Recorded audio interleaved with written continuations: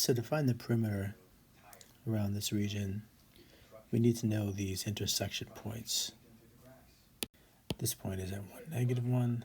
This point is at 1 to the right, 1 over e up, because when x is 1, y is equal to 1 times e to the -1, or 1 over e, and 0, 0. So the perimeter of the green edge, since it's a vertical line, we can just do the upper y value minus the lower y value. The perimeter of the blue edge, we can just use the distance formula for.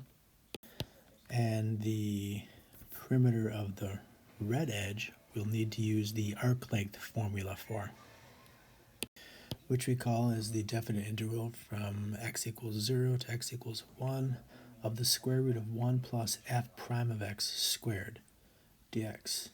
So f prime or y prime, when the function is this red curve, we'll need to find the derivative of that and then square it for our arc length formula.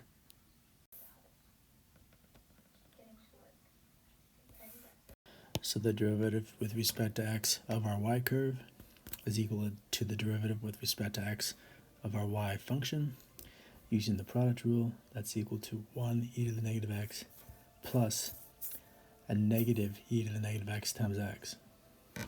So we need to square that, put it in here, and evaluate this to finish our perimeter, our green edge, the blue edge, and the red edge. All right, there we have it. And it says not to evaluate, so we basically are done. 1 over e plus 1 plus root 2 plus all that. So this is the final answer for part C. However, it's not what the book answer looked like if you looked at the answer key. Well, that's just because they factored out the common factor of e to the negative x here, because it would be that. And then when we square that, we get e to the negative 2x, 1 minus x squared.